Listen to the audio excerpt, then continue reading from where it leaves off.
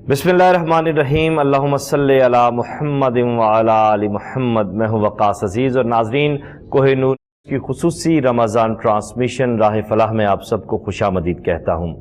हमेशा की तरह मैं आज भी इस दुआ के साथ स्टूडियो में दाखिल हुआ कि अल्लाह ताला की ज़ात हमें फलाह के रस्ते पे रखे, नेकी के रस्ते पे रखे, अमन के, इंसानियत के, खुशबू के और दीन मुहम्मदी सल्लल्लाहु अलैहि वसल्लम की जो असल रूह है उस पर कारबंद होने की तौफीक अता फरमाए।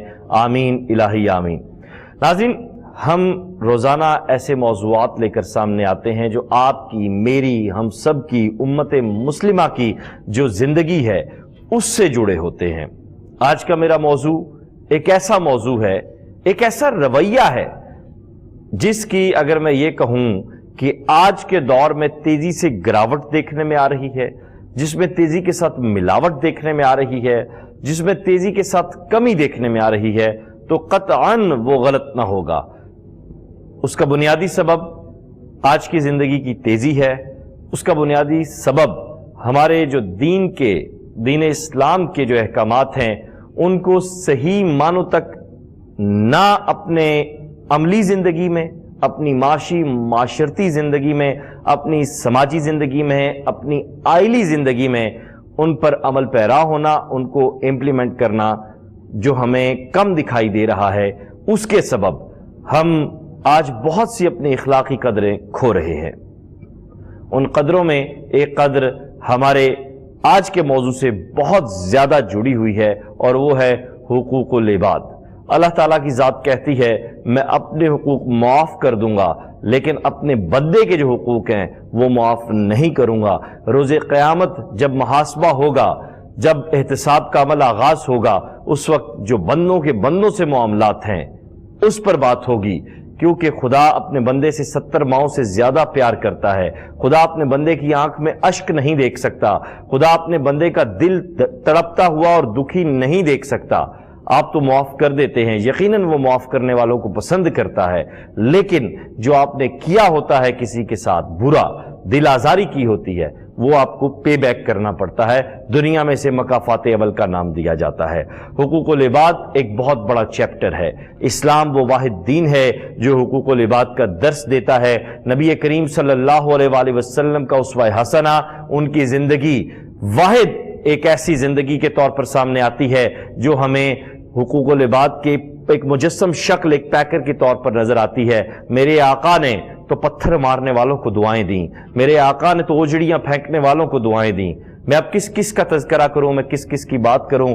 मैं बहुत बोलता हूं और मैं फिर इस पे बोलना शुरू कर दूंगा, लेकिन मैं चाहूंगा कि ये सीखने का अमल है और मेरे जो आज के मुअज़्ज़ज़ मेहमान हैं उनसे मैं इस मौजू पे बात करूं, क्योंकि हम रोज़ा तो रख रहे हैं लेकिन मैं अक्सर देखता हूं कि गाड़ी में कंडक्टर के साथ झड़प हो रही है। रमज़ान के महीने में मियाँ बीवी आपस में लड़ रहे हैं, स्कूलों में प्रॉब्लम्स देखने में आ रहे हैं। तो क्या रोज़ा रखकर अगर आप ऐसी कैफियत के दो चार होते हैं तो क्या आप हुकूकुल इबाद को नज़रअंदाज कर देते हैं? यकसर रोज़े का मकसद क्या है? सब्र। सो इस सब पे बात करने के लिए हमारे साथ सबसे पहले नामवर दीनी स्कॉलर, और मैं इन्हें उस्ताद का दर्जा भी देता हूँ, जनाब सैयद ज़ियाउल्लाह शाह बुखारी साहब तशरीफ़ फरमा है। शाह जी, आपको मैं खुशामदीद कहता हूँ। आपके साथ तशरीफ़ रखते हैं पाकिस्तान के नामवर स्कॉलर हैं और हम इन्हें मुख्तलिफ महाफिल में और मुख्तलिफ टीवी प्रोग्राम्स में भी देखते हैं। बहुत बाइल्म शख्सियत मुफ्ती सैयद शहबाज अहमद सैफ़ी साहब, आपको भी मैं शाह साहब खुशामदीद कहता हूँ। आपके साथ एक ऐसी शख्सियत तशरीफ़ फरमा है जिनके बारे में मैं ये कहूँगा कि अल्लाह ताला इनसे काम ले रही है और अल्लाह ताला की ज़ात इनसे जो काम ले रही है वो काम बुनियादी तौर पर क़ुलूब को बदलने वाला है। वो काम बुनियादी तौर पर प्रीच करने वाला है, टीच करने वाला है, दुरुस्त रस्ते पे लाने वाला है। मेरी मुराद प्रोफेसर डॉक्टर नासिर क़य्यूम साहब से है। आपको भी मैं प्रोफेसर साहब खुशामदीद कहता हूँ। सबसे पहले शाह साहब मैं आपसे प्रोग्राम का आगाज़ करता हूँ। मैंने जिस तरह आगाज़ में बात की, हम अक्सर ये देखते हैं, समझते हैं और बिलखुसूस माह मुबारक में कि रोज़ा रख लिया तो बाकी सारी चीज़ें भूल गए। रोज़े की और हुकूकुल इबाद की पैरेलल क्या अहमियत है? अल्हम्दुलिल्लाह रब्बिल आलमीन वस्सलातु वस्सलामु अला सय्यिदिल मुरसलीन व अला आलिहि व सहबी अजमाइन, अम्मा बाद, फ़अऊज़ु बिल्लाहि मिनश शैतानिर रजीम, बिस्मिल्लाहिर रहमानिर रहीम। رب اشرح لی صدری ویسر لی امری واحلل عقدۃ من لسانی یفقهوا قولی۔ وقاص بھائی، یقیناً آج آپ نے بڑا ہی اہم موضوع چھیڑا ہے، اور روزوں کی میں سمجھتا ہوں جو کیفیات ہیں، لمحات ہیں، پاکیزہ گھڑیاں ہیں، اس میں اس موضوع کا بڑا اہم رول ہے۔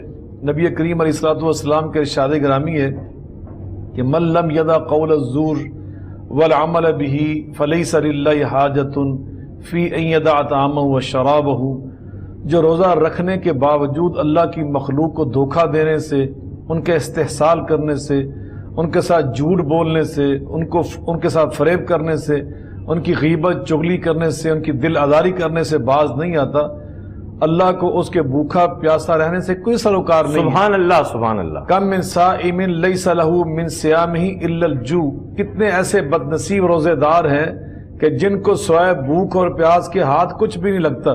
تو اس لیے روزے تو ہمیں ہمدردی سکھاتے ہیں، انسانیت کے ساتھ محبت، ان کے ساتھ اچھا برتاؤ سکھاتے ہیں۔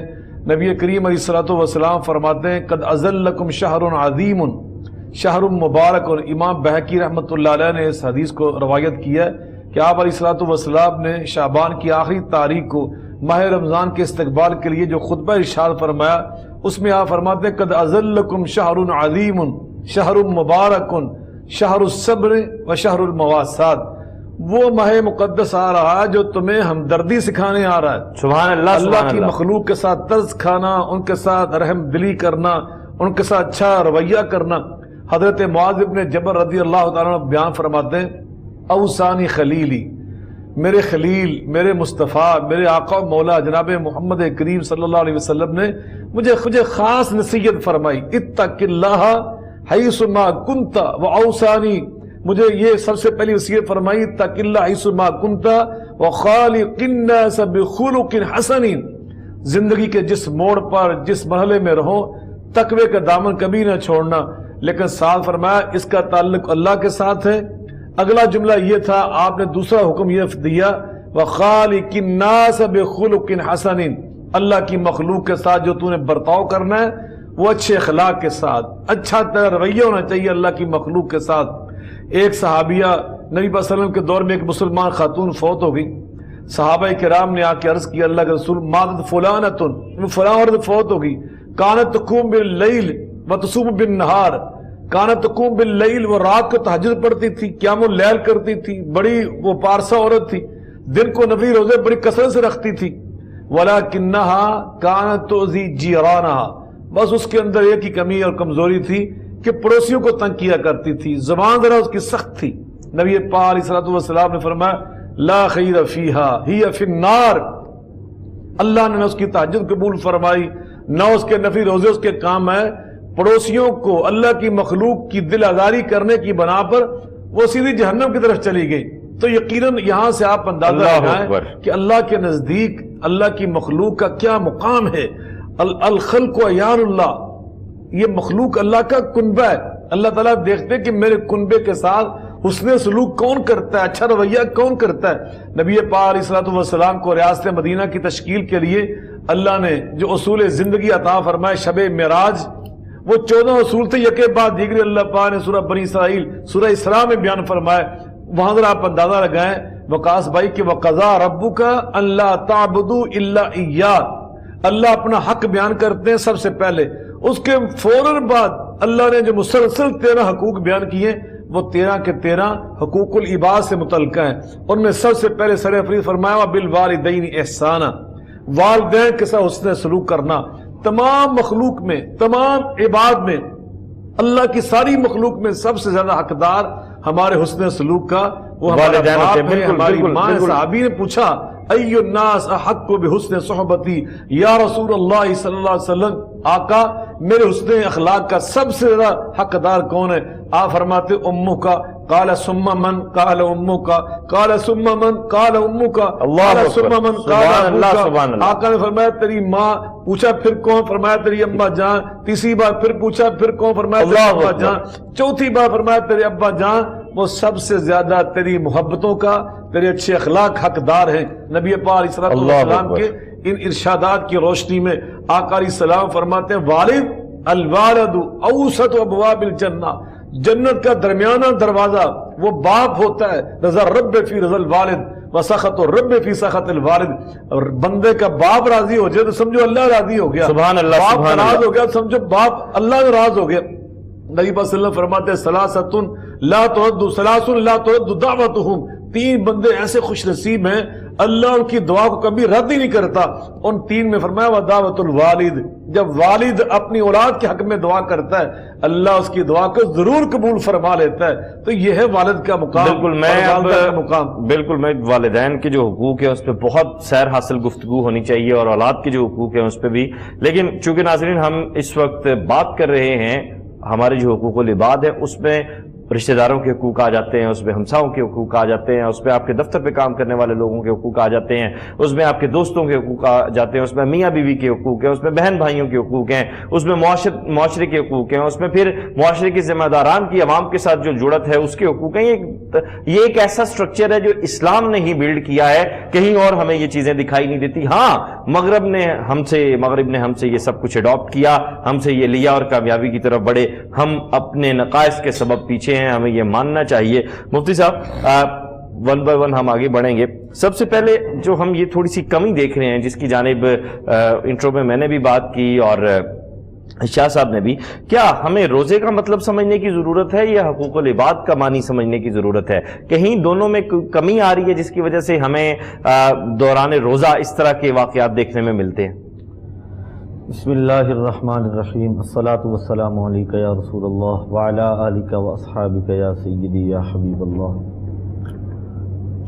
محترم وقاص عزیز صاحب، بڑا خوبصورت موضوع ہے روزہ اور حقوق العباد، اور یہ بات سمجھنے کی ہمیں ضرورت ہے کہ حقیقت میں رمضان میں روزے جو فرض کیے گئے اس کی جو وجہ بیان کی قرآن میں خالق کائنات نے، اس پہ جب ہم غور کرتے ہیں تو ہمیں بڑا واضح طور پہ یہ بات نظر آتی ہے کہ رمضان ہمیں کچھ سکھانے آتا ہے۔ قرآن مقدس میں خالق کائنات نے فرمایا، سورہ بقرہ ہے، یا ایھا الذین آمنوا کتب علیکم الصیام کما کتب علی الذین من قبلکم لعلکم تتقون، اے ایمان والو تم پر روزے فرض کیے گئے جیسا کہ تم سے پہلے لوگوں پر روزے فرض کیے گئے تھے، اور وجہ بیان فرمائی لعلکم تتقون، تاکہ تم متقی ہو جاؤ۔ تو رمضان ہمیں متقی بنانے آتا ہے، تقوی سکھانے آتا ہے، تقوی کی تربیت دینے آتا ہے۔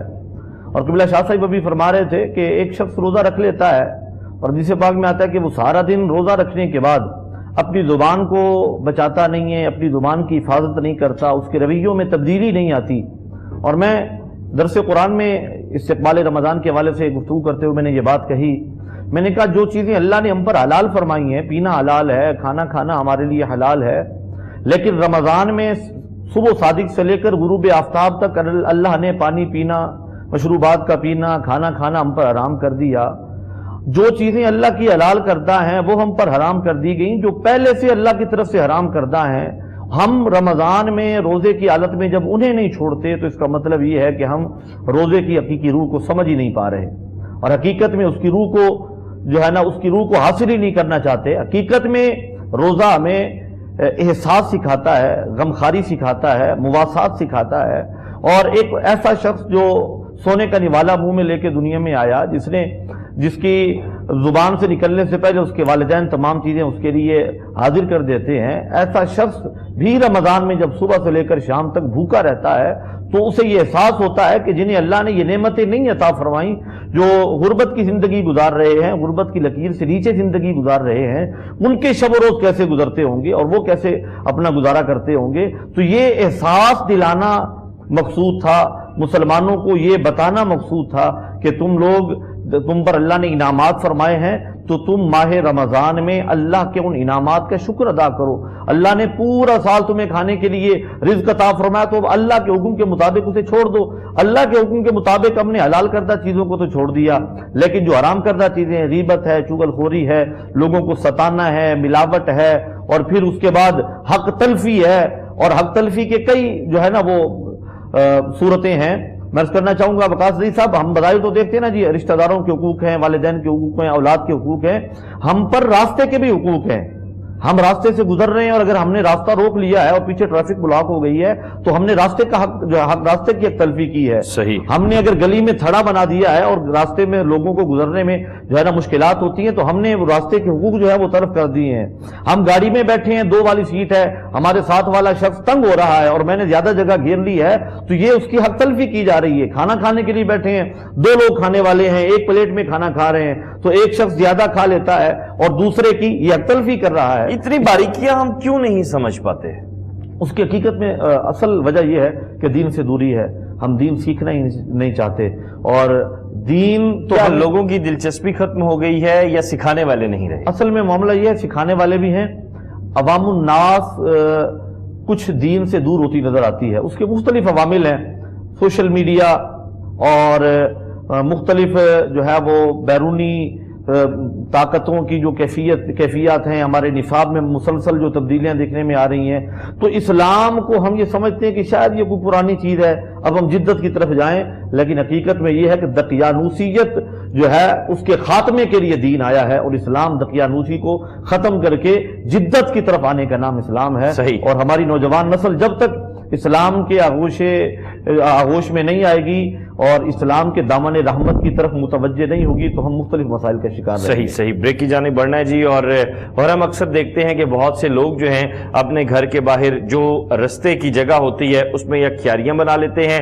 یا پھر وہاں پہ پارکنگ اپنی گاڑی کی بنا لیتے ہیں, کھڑا کر لیتے ہیں, جس کی وجہ سے گلی تنگ ہو جاتی ہے, بلاکنگ کی کیفیت پیدا ہو جاتی ہے. تو ہمیں یہ بڑی خوبصورت انہوں نے بات کی اور یہ تو ایک چھوٹی سی بات ہے جس کی جانب ہم توجہ نہیں دیتے. اگر ہم اس کی جانب بھی توجہ دے لیں تو یقیناً ہم ثواب بھی کمائیں گے اور دوسروں کے لیے آسانی پیدا کرنے کا سبب بھی بنیں گے. یہاں وقت ہوا ایک بریک کا.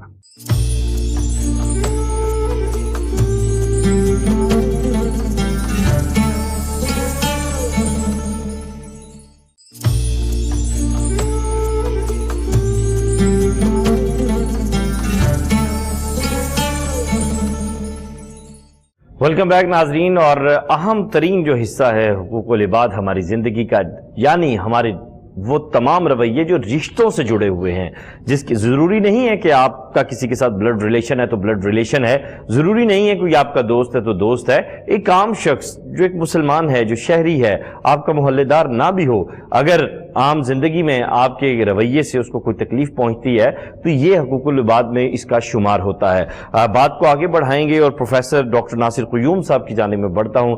ڈاکٹر صاحب, حقوق العباد کی بات ہو رہی ہے, ہم اپنے خونی رشتوں کے بارے میں تو بہت زیادہ کیئرفل ہوتے ہیں, لیکن وہ رشتے جو ہماری عائلی زندگی کو چھوڑ کر سماجی زندگی سے جڑے ہوتے ہیں, ان کے بارے میں اسلام کیا کہتا ہے اور ان کی کیا اہمیت ہے؟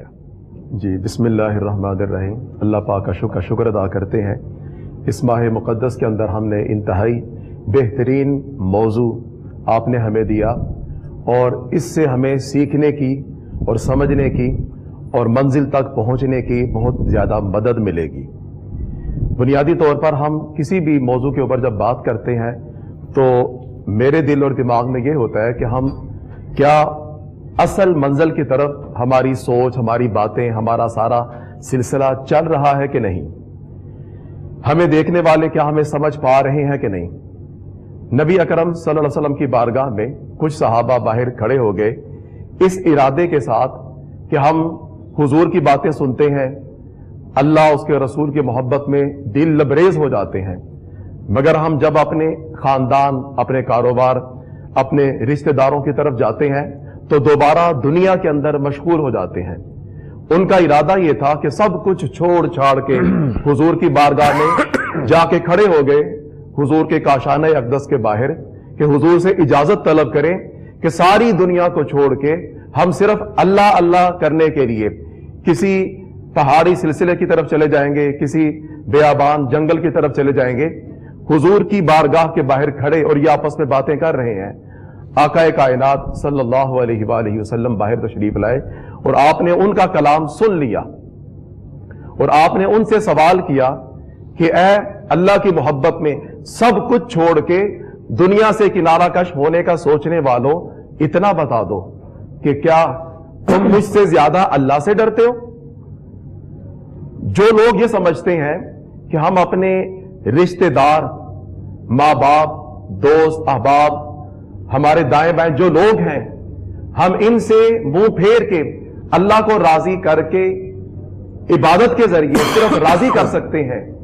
ये बहुत बड़ा मुगालता है, ये बहुत बड़ी जहालत है जिसके अंदर ये उम्मत इस वक्त गिरफ्तार है।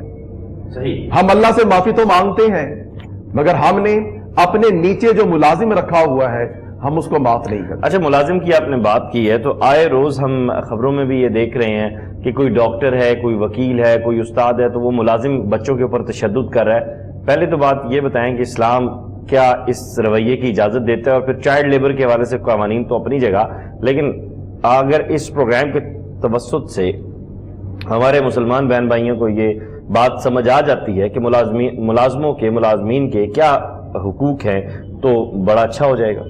जी, आपने एक और बेहतरीन, जो इस वक्त हमने कई मनाजर ऐसे देखे हैं कि मुलाजिमों को इस कदर मारा गया गोया वो इंसान ही नहीं है, उनकी स्किन ही नहीं है, उन्हें जलाया जाता है, मारा जाता है, बाजू तोड़ दिए जाते हैं, और फिर किसी किस्म का डर और खौफ नहीं होता। मारने वाले नमाजी भी होते हैं, मारने वाले पढ़े लिखे भी होते हैं, मारने वाले सब कुछ होते हैं, मगर वो इंसान नुमा दरिंदे होते हैं। बुनियादी तौर पर मुगालता यही लगा हुआ है कि शायद दर्जा बंदी में जो गरीब है वो इंसान है ही नहीं। हम इंसानियत का दर्स बुला चुके हैं। हुजूर की यह हदीस सरकार दो आलम सल्लल्लाहु अलैहि वसल्लम ने फरमाया कि गुलाम तुम्हारे भाई हैं, और उन्हें वो खिलाओ जो खुद खाते हो, उन्हें वो पहनाओ जो खुद पहनते हो, और उनके ऊपर उनकी ताकत से ज्यादा बोझ मत ला दो, और उनकी मदद किया करो।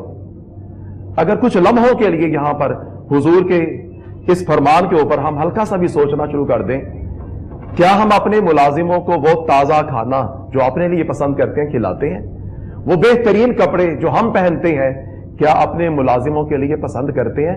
बल्कि हम तो मजाक उड़ाते हैं। गोया उस बेचारे को अगर कहीं से अच्छा कपड़ा मुयस्सर भी आ जाए, हम ना भी दें तो हम उसको तब भी जलील करना शुरू कर देते हैं, ना बेहतर खाना देते हैं। हम अगर पकड़े जाएंगे, आपने शुरू में बात की थी, अल्लाह रब्बुल इज्जत अपने हकूक माफ कर देगा। मामला यह है कि अल्लाह चाहे तो अपने हकूक माफ करे। अल्लाह ने अपनी हकूक का सिलसिला अपनी जात के साथ जोड़ा हुआ है, मगर जब बंदे की बारी आएगी तो क्या होगा? बंदा खड़ा हो जाएगा, और अल्लाह रब्बुल इज्जत मालिक भी होगा, नौकर भी होगा, अमीर भी होगा, गरीब भी होगा, ताकतवर भी होगा, कमजोर भी होगा। अब उस कमजोर को अल्लाह रब्बुल इज्जत ताकत देगा। तो सब एक हुए। जी जी, अल्लाह की बारगाह में उस कमजोर को कहा जाएगा कि अब खड़ा हो जा, अब जो तू चाहता है, तेरे साथ जो किया गया, बदला लेना है बदला ले, माफ करना है माफ कर, इख्तियार मेरे पास नहीं तेरे पास है। इन चीजों को अगर हम देखें, सोचें, तो इंसान का बदन रूह जो है वो लरस जाती है। अब इख्तियार की अगर बात की जाए तो हमारे यहाँ तो लहजों में फिरौनियत है, रऊनत है। हम तो ये समझते हैं कि हम ही माई बाप है, हम अन्नदाता है, हमने मरना नहीं है। जी, आपने एक और बड़ी जबरदस्त बात की, जो चाइल्ड लेबर है, बच्चों को जो हमारे यहाँ जिस तरह उनकी जलालत। मेरा अक्सर, मैं आपकी बात काट रहा हूं, मैं अपने नाजरीन तक ये बात पहुंचाने की कोशिश करूंगा। मेरा ना अक्सर अपने बहुत अच्छे दोस्तों के यहाँ आना जाना होता है, जिनके यहाँ मुलाजमीन की एक फौज जफर मौज देखने में आती है। तो वो लोग अपनी जिंदगी में चाहे कैसे भी हैं, कितने पैसे वाले हैं, क्या है क्या नहीं, मेरा उससे कोई लेना देना नहीं है, लेकिन वो अपने मुलाजमीन से ऐसे हतक आमेज तरीके से बात कर रहे होते हैं और ऐसा सलूक उनके साथ कर रहे होते हैं कि गोया वो इंसान नहीं है। उनमें कई जागीरदार भी हैं, उनमें कई ब्यूरोक्रेट भी हैं, उनमें कई अफसरान बाला भी हैं, कई बड़े अमीर लोग हैं, प्रोफेसर साहब। तो मैं बड़ा हैरान होता हूँ, और अक्सर मैं उनके मुलाजमीन के साथ बैठ के गपशप लगाई, और मस्त मलंग किस्म का आदमी हूँ जिस तरह मैं, तो वो अक्सर उनमें से जो है ना, बेशतर उनमें से जो लोग हैं वो बड़े मतलब मुझे याद भी करते हैं और बात भी करते हैं। तो ये गुज़िश्ता दिनों एक दोस्त से बात हुई, उनके घर जाना हुआ, उसने कहा मेरे ये सारे मुलाजिम तुम्हारे जनाब बड़ी मोहब्बत करते हैं और तुम्हारा बड़ा तज़किरा करते हैं, क्या ऐसी वजह है कि ये तुम्हारे साथ बड़ा ताल्लुक रखते हैं और मेरे साथ नहीं? तो मैं आगे से हंस पड़ा। मैंने मुफ्ती साहब आगे से, शाह जी बस इतनी सी बात की बुखारी साहब कि ये मुझसे मिलते हैं तो मैं इनसे मिलता हूँ। मेरा ऑफिस का भी ये उसूल है कि जितने मैंने इदारों में काम किया, कि अगर कोई गेट पे खड़ा हुआ है, कोई गेट कीपर है या कोई खाकरूब है, तो मेरे लिए सबसे बढ़कर वो इंसान है। मैं उसके साथ बैठना पसंद करूंगा। मुझे ऐसे लोगों के साथ बैठने का कोई फायदा नहीं जिनका बड़ा मर्तबा है, जिनका बड़ा रोब है, जिनका बड़ा दबदबा है, लेकिन उनके लहजे में इंसानियत नहीं है। क्या वजह है प्रोफेसर साहब, अगर मैं ऐसा करता हूं तो क्या फिर मैं इंसान नहीं रहता, या मैं एंकर नहीं रहता, या मैं कोई स्टेटस से गिर जाता हूं? जी, एहसास कमतरी اور ایک دوسری چیز یہ ہے کہ ہم ایسے سسٹم میں ہیں جہاں پر مائٹ از رائٹ، جنگل کا قانون ہے۔ ریاست مدینہ کی بات کی جاتی ہے، میں پاکستان میں بھی اور پاکستان کے باہر بھی کچھ وقت گزار چکا ہوں۔ باہر میں نے بڑے بڑے امیر لوگوں کو جنہوں نے یہاں حد سے بڑھ کر ملازم رکھے ہوتے ہیں، باہر ایک نوکر بھی نہیں۔ میں نے ایک حضرت سے پوچھا، میں نے کہا جناب آپ کا اتنا کارپیٹ کا پاکستان کے باہر بھی کاروبار ہے، ایک آدھا نوکر یہاں بھی رکھ لیں؟ کہنے لیکن افورڈ نہیں کر سکتے۔ میں نے کہا کیسے؟ آپ کے پاس تو پیسے بہت زیادہ ہیں۔ کہنے لگے پیسے کی بات نہیں، ہم نے 2-3 مرتبہ اپنے رویے کے مطابق یہاں پر نوکر ہائر کیے، جب ہم نے ان کی انسلٹ کی تو ان کی عزت کے اوپر عدالتوں نے ہمیں اتنا بڑا فائن کر دیا کہ توبہ، اب ہم یہاں کے جو باہر کے لوگ ہیں، جو وہاں کا لیبر طبقہ ہے، اس کو اس قدر زیادہ پروٹیکشن ان کا سسٹم دے چکا ہے۔ اگر آپ ایک انسان کو یعنی انصاف کے سسٹم کی بات ہو رہی ہے، دوسری طرف یہ بھی تو دیکھیں نا پروفیسر صاحب کہ اگر مالکان اچھے ہوتے ہیں تو نوکر یہ سمجھتے ہیں کہ یہاں سے وہ سارا کچھ کما لیں، اور یہ رویہ بھی تو ہے۔ ہاں، بنیادی طور پر دیکھیں کمزور کے پاس زیادہ مارجن نہیں ہوتا، تقریباً 90% مارجن طاقتور کے پاس ہوتا ہے۔ اس لیے نبی اکرم صلی اللہ علیہ وسلم نے قرآن کریم نے جب بھی بات کی کمزوروں کی بات کی، کیونکہ مسئلہ طاقتوروں کا ہے ہی نہیں، کمزوروں کے اوپر ہی زیادہ تر ظلم ڈھایا جاتا ہے۔ حضور کے سامنے ہی بلال حبشی کے اوپر جو ظلم ڈھایا جاتا تھا، حضور ان کا دکھ دیکھنے کے بعد حضور اسی درد کی کیفیت میں حضرت ابو بکر صدیق سے کہتے ہیں کہ یہ معاملہ دیکھا نہیں جاتا، کیونکہ انسان اور جس کے اندر انسانیت زندہ ہو تو وہ اس قسم کے رویوں کو برداشت نہیں کر سکتا۔ بالکل درست۔ مگر ہمارے ہاں جہاں انسانیت دم توڑ جائے تو وہاں پر اسی قسم کی درندگی رقص کرتی ہوئی نظر آتی ہے اور لوگ اس کے مد مقابل کھڑے نہیں ہوتے۔ اور دوسرا جو آخری پوائنٹ میں ذرا بیان کرنا چاہتا ہوں وہ یہ کہ دیکھیں، آپ نے اگر جھوٹی قسم کھائی ہے، یہ اللہ کی بارگاہ کی آپ نے ایک نافرمانی کی جھوٹی قسم کھا لی، اور روز قیامت کو سب سے کڑا جو سوال ہوگا وہ اللہ کی قسم کا ہوگا۔ میں اپنے ناظرین سے گزارش کروں گا، ہاتھ جڑے ہیں، خدا را اللہ کی قسم نہ اٹھایا کریں۔ روز قیامت سب سے زیادہ اس کا سوال ہوگا، اور خدا کی ذات سوال کرے گی میرے بندے تو نے مجھے اتنا عام سمجھ لیا تھا، اتنا سستا سمجھ لیا کہ فوراً میری قسم اٹھائی اور غائب ہو گئی۔ بندوں کے حقوق کے حوالے سے آخری بات یہ کہنا چاہوں گا کہ بندے نے نافرمانی اپنے رب کی لا یؤاخذکم اللہ باللغو فی ایمانکم ولکن یؤاخذکم بما عقدتم الایمان فکفارتہ، رب کی نافرمانی کی تو کفارہ کیا ہے کہ عشرۃ مساکین، 10 مسکینوں کو کھانا کھلاؤ، یا ان کو کپڑے دو، یا غلام کو آزاد کرو۔ یعنی نافرمانی رب کی ہوئی، مدد اور توقیر کن کی؟ انسانیت کی۔ اللہ رب العزت تو اپنی نافرمانی سے جو کفارے کا راستہ دکھاتا ہے وہ یہ کہ انسانوں کی مدد کرو، انسانوں سے پیار کرو، انہیں کھلاؤ، انہیں اچھا کپڑا پہناؤ۔ اللہ رب العزت تو بندے کو موڑتا اور یہ کہتا ہے اگر تم میری نافرمانی کر کے انسانیت کی خدمت کرو گے تو میں اپنی نافرمانی تمہیں معاف کر دوں۔ صحیح۔ اچھا مفتی صاحب، جس طرح پروفیسر صاحب نے بڑی مفصل روشنی ڈالی، ہم اگر قبل از اسلام دیکھیں یا بعد میں بھی غلامان کا ایک تصور ہوتا تھا، پھر مسلم بادشاہوں کے یہاں بھی دیکھنے میں آیا، اب نہیں ہے، اب اس کی جگہ پیڈ جو آپ کے سرونٹس ہوتے ہیں وہ ہوتے ہیں۔ تو نوکروں کے کیا حقوق ہیں؟ اب بات اس طرف چلی پڑی ہے تو میں سمجھتا ہوں کہ اس بریک سے پہلے اس بات کو مکمل کیا جائے۔ بسم اللہ الرحمن الرحیم۔ جو دور جاہلیت میں اور ابتدائی اسلام میں جو غلام ہوتے تھے، وہ غلام اور آج کے نوکر، ان میں تو زمین آسمان کا فرق ہے۔ وہ تو زر خرید غلام ہوتے تھے اور مالک ان کے جسم جو ہے وہ ان کا آقا جو ہے ان کے جسم کا مالک ہوتا تھا۔ ہمارے ہاں جو آج کے دور میں جو نوکر ہیں، جو ملازمین ہیں، ان کے حقوق پہ جب ہم توجہ کرتے ہیں اور دیکھتے ہیں تو ان کے حقوق ہمیں اسلام میں جو بتائے گئے ہیں وہ یہ ہے کہ جیسا تم کھاتے ہو ویسا انہیں کھلاؤ، جیسا تم پیتے ہو ویسا انہیں پلاؤ، جیسا لباس پہنتے ہو ویسا پہناؤ۔ اور اکثر خاندان ایسے کرتے دکھائی بھی دیتے۔ جی، نبی کریم صلی اللہ علیہ وسلم کا فرمان ہے، میرے کریم آقا علیہ الصلوۃ والسلام نے فرمایا ایت العجیر قبل ان یجف عرقہ، فرمایا ملازم کو اس کا پسینہ خشک ہونے سے پہلے اس کی اجرت دے دو، اس کی مزدوری دے دو۔ اور بڑی خوبصورت بات میں ابھی آپ جب بات کر رہے تھے تو میرے ذہن میں آئی، نبی کریم صلی اللہ علیہ وسلم کی بارگاہ میں حضور کے صحابہ رہتے تھے اور خادمانہ حیثیت سے رہتے تھے۔ حضرت ابو ہریرہ رضی اللہ تعالیٰ عنہ آپ فرماتے ہیں کہ میں ایک بار ایسا ہوا کہ مسجد نبوی میں تھا اور بھوک لگی ہوئی تھی۔ اب میری عزت نفس یہ نہیں چاہتی تھی کہ میں کسی کے سامنے ہاتھ پھیلاؤں، کسی کو بتاؤں کہ میں بھوکا ہوں۔ فرماتے ہیں مسجد نبوی سے باہر نکلا اور باہر جا کر بیٹھ گیا تو حضرت ابوبکر صدیق رضی اللہ تعالیٰ عنہ کا گزر ہوا، تو میں نے انہیں روکا اور میں نے قرآن کی ایک آیت کی تفسیر پوچھی۔ تو میرا پوچھنے کا مطلب یہ تھا کہ یہ تفسیر بتانے کے لیے مجھے کہیں گے آؤ میرے ساتھ چلو، یہاں راستے میں کھڑے کھڑے کیا بتاؤں تجھے، جب لے جائیں کوئی تو ظاہر مہمان نوازی تو کچھ نہ کچھ تو کریں گے، لیکن انہوں نے بھی آیت کی تفسیر بتائی اور چل دی ہے۔ اتنی دیر میں جناب حضرت عمر فاروق رضی اللہ تعالیٰ عنہ کا گزر ہوا، انہوں نے بھی، میں نے ایک اور آیت کی تفسیر پوچھی، انہوں نے بتائی اور چل دی ہے۔ اتنی دیر میں دل و نگاہ کے مرشد اولین حضور رحمت کائنات مفخر موجودہ صلی اللہ علیہ وسلم کی آمد ہو گئی۔ میرے کریم آقا کا جب گزر ہوا تو میں کھڑا ہو گیا اور میں نے عرض کیا رسول اللہ فلاں آیت کا میں جو ہے نا اس کی تفسیر پوچھنا چاہتا ہوں، سمجھنا چاہتا ہوں۔ فرماتے میرے حضور نے میرے چہرے کی طرف دیکھا اور مسکرا کے فرمایا ابو ہریرہ لگتا ہے بھوک لگی ہوئی ہے۔ جو بات میرے دل میں تھی وہ حضور کے لبوں پر آ گئی اور میرے کریم آقا نے فرمایا ابو ہریرہ آ جاؤ میرے ساتھ چلو۔ میں حضور کے ساتھ چلا گیا، میرے کریم آقا علیہ تحیۃ والثناء نے مجھے بٹھایا۔ اتنی دیر میں کوئی شخص آیا اور تحفہ لے کر آیا حضور کی بارگاہ میں، اور وہ دودھ کا پیالہ تھا۔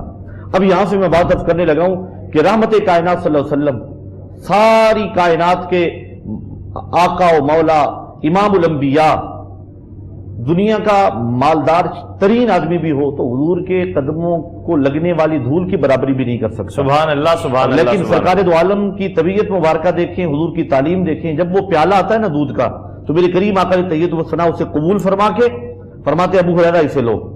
تو حضرت ابو ہریرہ رضی اللہ تعالیٰ عنہ فرماتے میں نے وہ پیالہ پکڑ لیا تو سرکار دو عالم صلی اللہ علیہ وسلم فرمایا جاؤ اور اصحاب صفہ کو بلا کے لے آؤ۔ فرماتے وہ 70 کے قریب صحابہ تھے، وہ سارے آ گئے اور میرے کریم آقا نے فرمایا ابو ہریرہ سب کو پلاؤ۔ اللہ سوچ میں پڑ گیا ایک پیالہ ہے اور میرے کریم آقا علیہ تحیۃ والثناء فرماتے سب کو پلاؤ۔ میں نے جا کے پہلے ساتھی کو پیش کیا، انہوں نے پیا اور حضور نے فرمایا پیٹ بھر کے پیو، سیر ہو جاؤ۔ تو انہوں نے پیٹ بھر کے پیا، انہوں نے پیالہ مجھے واپس دیا تو میں نے جھانک کر دیکھا پیالہ تو ویسے کا ویسے۔ اللہ اکبر۔ اب جو بات عرض کرنے والی وہ یہ ہے کہ 70 صحابہ نے جب پی لیا نا تو میرے کریم آقا نے فرمایا ابو ہریرہ اب آپ پیو۔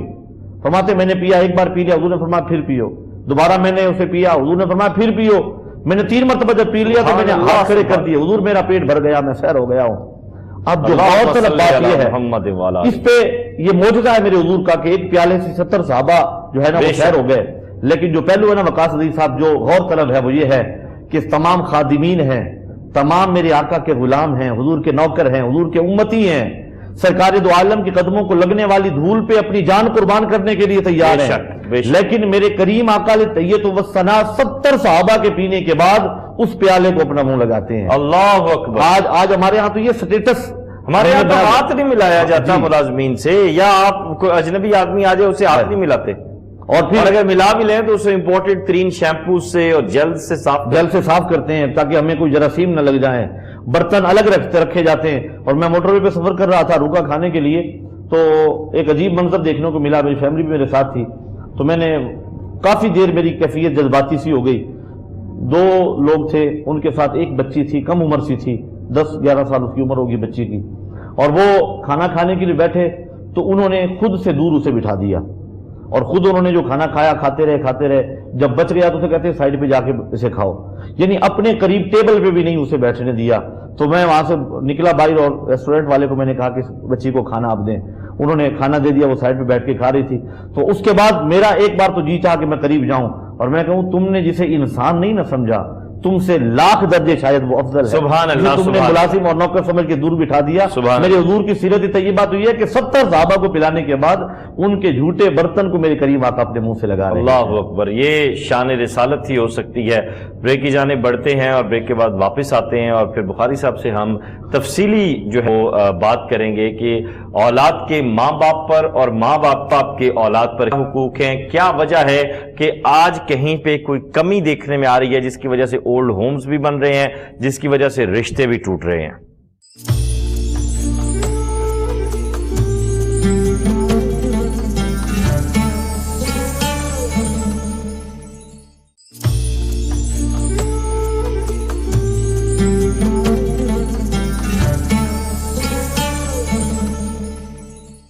ویلکم بیک ناظرین، اور سبحان اللہ سبحان اللہ سبحان اللہ سبحان اللہ، لاکھوں کروڑوں مرتبہ شکر ادا کروں اگر میں اپنے رب کا کہ اس نے مجھے محمد صلی اللہ علیہ وآلہ وسلم کی آل میں سے اور ان کی امت میں سے رکھا ہے، تو یہ میں سمجھتا ہوں کہ میری کئی زندگیاں بھی یہ شکر ادا کرتے ہوئے ختم ہو جائیں تو پھر بھی کم ہے۔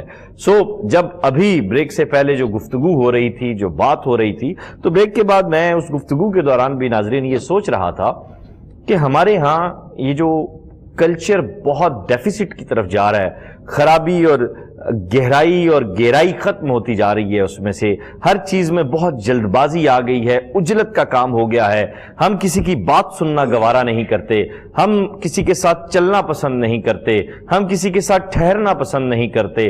یہی سبب ہے کہ ہم انسانیت کی ان اقدار کو کہیں دفن کر چکے ہیں، کہیں پیچھے چھوڑتے جا رہے ہیں، یا ہم مادر پدر آزاد جو معاشرہ ہے اس کی طرف جا رہے ہیں۔ اس سب کا سبب کیا ہے؟ اس سب کا سبب کہیں والدین کی تربیت میں کمی ہے، کہیں اساتذہ کے لفظوں میں سے تاثیر ختم ہو چکی ہے۔ کیا وجہ ہے کہ آج وہ اساتذہ ہمارے معاشرے میں نہیں ہیں جو معاشروں کی تشکیل کرتے تھے، اور بڑے بڑے جید صحابہ کرام ان کے، اور بڑے بڑے سپہ سالار اور بڑے بڑے غازی اور فاتحین اور نامور لوگ انہوں نے پیدا کیے، وہ مکتب اب کہاں گئے؟ کس نے سکھائے اسماعیل کو آداب فرزندی؟ کیوں آج یہ چیزیں دکھائی نہیں دے رہی؟ کیونکہ میں سمجھتا ہوں معاشرے کی تشکیل صرف دو لوگ کرتے ہیں، ایک والدین اور ایک استاد۔ آج ہمارا معاشرہ اگر کہیں ڈگمگا رہا ہے تو کیا اس سب کا سبب، اور اس کے آگے کوشچن مارک، والدین خدا نہ خواستہ تو نہیں، استاد خدا نہ خواستہ تو نہیں، ان کے حقوق کیا ہیں، اور کیا یہ اپنی ذمہ داریوں سے عہدہ برا نہیں ہو پا رہے؟ میں خود بھی ایک باپ ہوں، اور یہ ایسے سوالات ہیں جو جھنجھوڑ کے رکھ دیتے ہیں۔ ضروری نہیں کہ آج میں اس ٹرانسمیشن کا حصہ ہوں تو میں یہ بات کر رہا ہوں، میرے ہمیشہ پروگرامز میں، میری شاعری میں، میری گفتگو میں، میرے پیجز پہ، میرے حلقہ احباب میں یہ سوال ہمیشہ سے اٹھتا رہا ہے۔ اس کو لے کر آج پھر ایک مرتبہ میں اسکرین پر آیا ہوں۔ بخاری صاحب، کیا وجہ ہے؟ یقیناً وقاص بھائی، آپ نے بڑے، میں سمجھتا ہوں ہمارے معاشرے کے جو سلگتے ہوئے مسائل ہیں ان کا آپ نے احاطہ کیا ہے۔ بلا شبہ والدین کے جو حقوق ہیں، اور پھر والدین کے اوپر جو اولاد کے حقوق ہیں، آج بحیثیت ایک مسلمان ہم سب کی ذمہ داری ہے، ہم سب کا فرض ہے ہم ان کے ادراک و احساس کریں اور ان کو ادا کرنے کی اللہ تعالیٰ سے توفیق طلب کریں، دعائیں مانگیں کہ اللہ ہمیں اس قابل بنا۔ چونکہ اللہ تعالیٰ نے سورہ الفرقان میں اپنے پاک بعض بندوں کی جو صفات اور نشانیاں بیان فرمائی ہیں، ان میں ایک اہم نشانی یہ بیان کی ہے کہ اللہ والے جو پاک باز لوگ ہوتے ہیں وہ اللہ سے یہ دعا مانگتے ہیں، ربنا حب لنا من ازواجنا وذریاتنا قرۃ اعین وجعلنا للمتقین اماما۔ اے اللہ کریم، ہماری اولاد کو ایسا بنا کہ جن کے کردار کو دیکھ کر، جن کے اخلاق کو دیکھ کر، جن کے ایمانیات کو دیکھ کر ہماری آنکھیں ٹھنڈی ہو جائیں، اور ساتھ یہ بھی کہتے ہیں کہ وجعلنا للمتقین اماما، یا اللہ اگر تو ہماری اولاد کو متقی اور پرہیزگار بنا رہا ہے تو ہمیں ان کے امام بنا، ان کے لیے نمونہ بنا، ان کے لیے اسوہ بنا۔ یعنی والدین اصل میں اپنے کردار کے ساتھ، اپنے اعمال کے ساتھ، اپنی سیرت کے ساتھ اپنی اولاد کی عملی تربیت کرتے ہیں۔ اچھا، اب اس میں آپ کی بات کاٹ رہا ہوں۔ اب آج جو ماں باپ ہیں، اگر میں باپ ہوں، میری تربیت میرے پیرنٹس نے کی ہے، ان کی تربیت ان کے والدین نے کی ہے، ان کے والدین نے کی ہے، نسل در نسل کا ایک سلسلہ ہے، خون کی تاثیر بھی موجود ہے، لیکن یہ جو تربیت کا سلسلہ ہے یہ بھی موجود ہے۔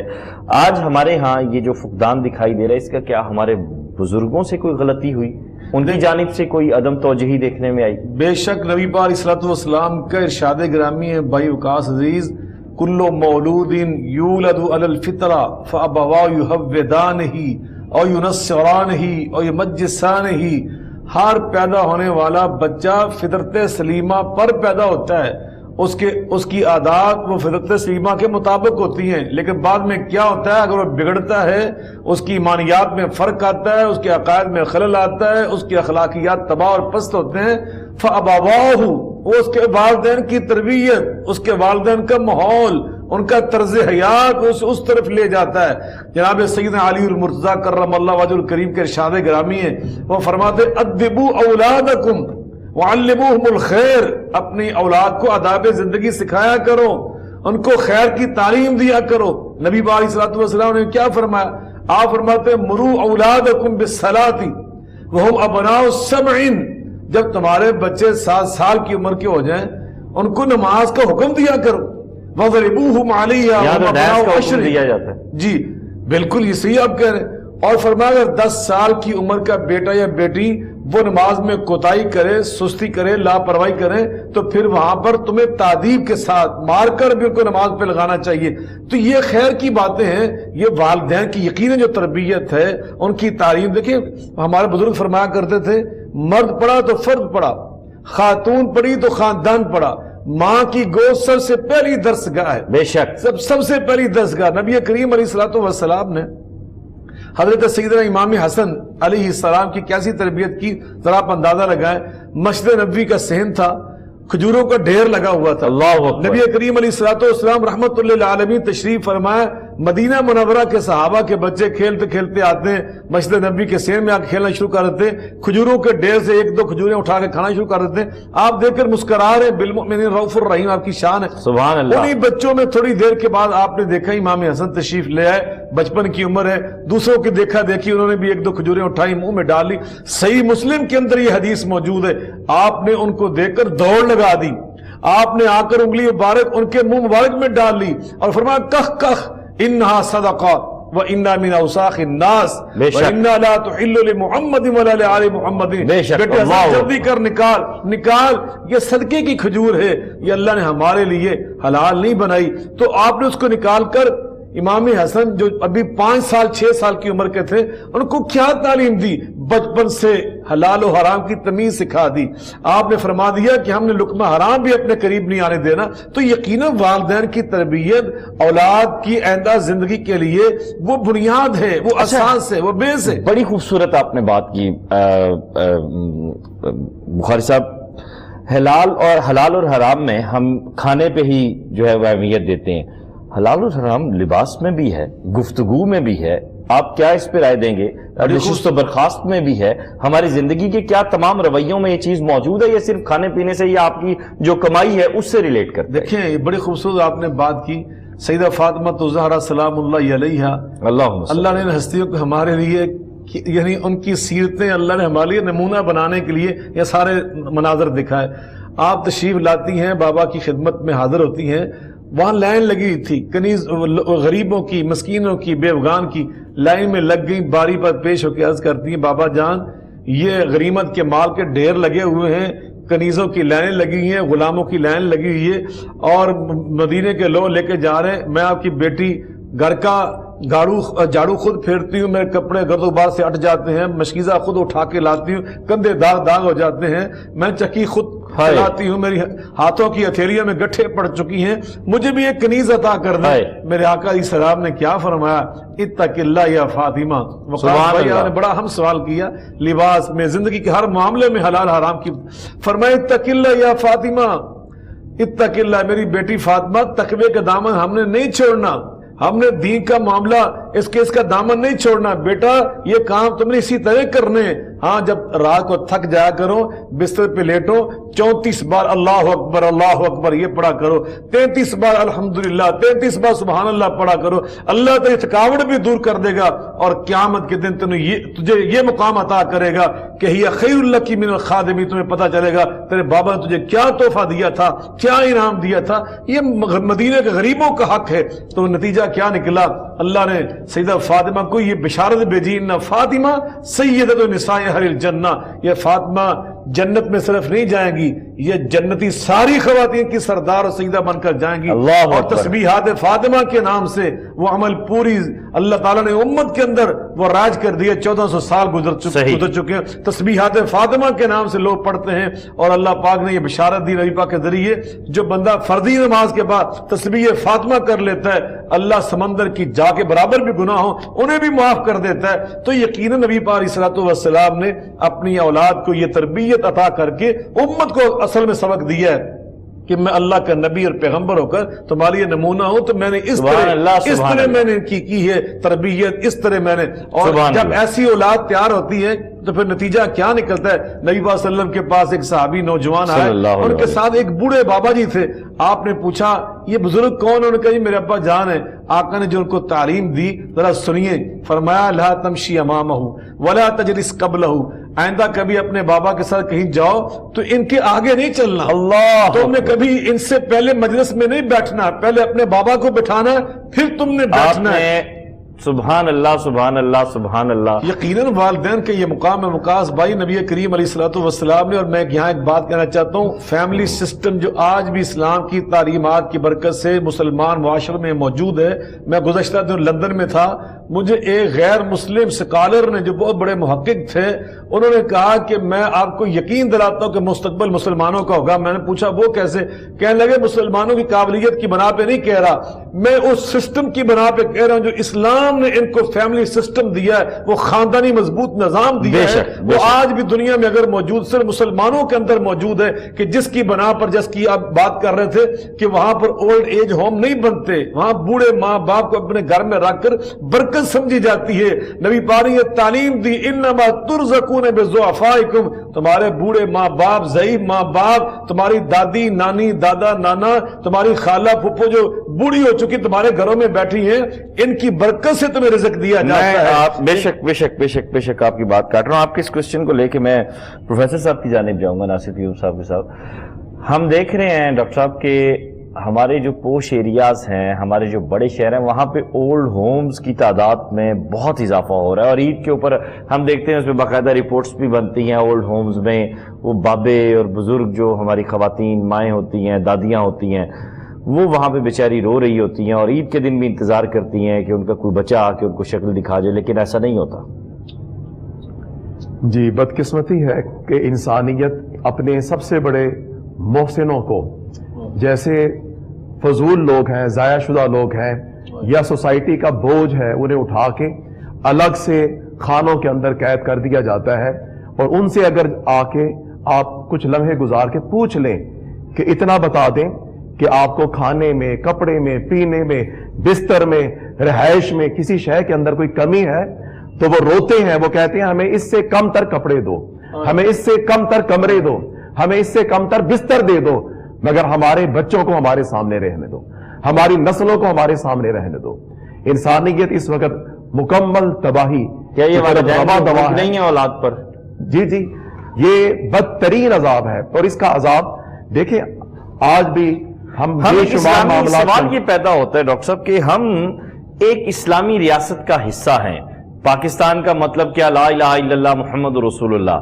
1973 کا آئین اٹھائیں تو پہلی لائن آتی ہے کہ حاکمیت اختیار صرف اللہ تعالیٰ کی ذات کو ہے. حکومت کو ایسے اولڈ ہومز جو ہیں وہ ان سے گریز نہیں کرنا چاہیے، اور ایسے جو اولاد ہے اس کے لیے کوئی سزا کا جو ہے باقاعدہ اختیار اور قانون بنانا چاہیے. جی جی بالکل ٹھیک ہے.